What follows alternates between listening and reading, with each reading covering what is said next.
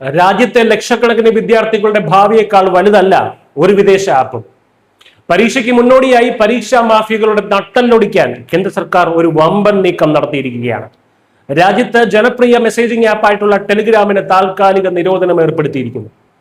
June 21 നടക്കാനിരിക്കുന്ന NEET UG 2026 പുനഃപരീക്ഷ ഒരു പഴുതുമില്ലാതെ നടത്താനാണ് കേന്ദ്രം ഈ ഒരു കടുത്ത തീരുമാനമെടുത്തത്. നാഷണൽ ടെസ്റ്റിംഗ് ഏജൻസി NTA ശുപാർശ പ്രകാരം കേന്ദ്ര IT മന്ത്രാലയം ജൂൺ 22 വരെ ടെലിഗ്രാം ഉപയോഗിക്കുന്നതിന് നിയന്ത്രണം ഏർപ്പെടുത്തിയിരിക്കുകയാണ്.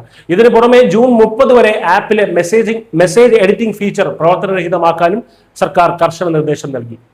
ഈ നിരോധനം താൽക്കാലികമാണെങ്കിലും ഇതിന് പിന്നിലെ കേന്ദ്ര സർക്കാരിന്റെ ലക്ഷ്യം വളരെ വലുതാണ്. എന്തിനാണ് ടെലിഗ്രാമിന്റെ എഡിറ്റിംഗ് ഫീച്ചർ കേന്ദ്രം എടുത്തു മാറ്റിയത്?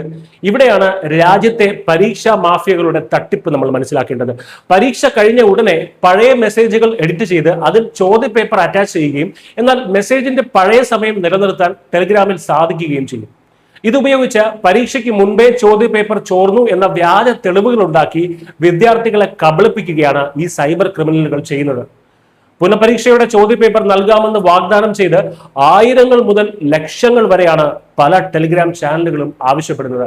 എന്നാൽ സുരക്ഷിതമായിട്ടുള്ള പരീക്ഷാ സംവിധാനത്തിന് പുറത്ത് ഒരു ചോദ്യപേപ്പർ പോലും ഇല്ലെന്നും ഈ വാഗ്ദാനങ്ങളെല്ലാം പൂർണ്ണമായും വ്യാജമാണെന്നും NTA ആവർത്തിച്ച് വ്യക്തമാക്കിയിട്ടുണ്ട്.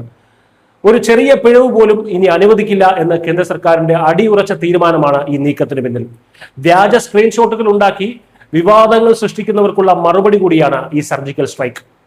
കേന്ദ്ര ആഭ്യന്തര മന്ത്രാലയത്തിന് കീഴിലുള്ള ഇന്ത്യൻ സൈബർ ക്രൈം കോർഡിനേഷൻ സെന്ററിന്റെ നേതൃത്വത്തിൽ വ്യാജ വാഗ്ദാനങ്ങൾ നൽകുന്ന നിരവധി ടെലിഗ്രാം ചാനലുകളും ഗ്രൂപ്പുകളും ബോട്ടുകളും ഒക്കെ ഇതിനോടകം തന്നെ കൂട്ടിയിട്ടുണ്ട്. വിദ്യാർത്ഥികൾക്ക് മുന്നറിയിപ്പുമായി ബീഹാർ പോലീസ് രംഗത്തെത്തിയപ്പോൾ Ahmedabad cyber crime branch arrest ചെയ്തത് ഒരു വൻ അന്തർ സംസ്ഥാന സൈബർ തട്ടിപ്പ് സംഘത്തെയാണ്.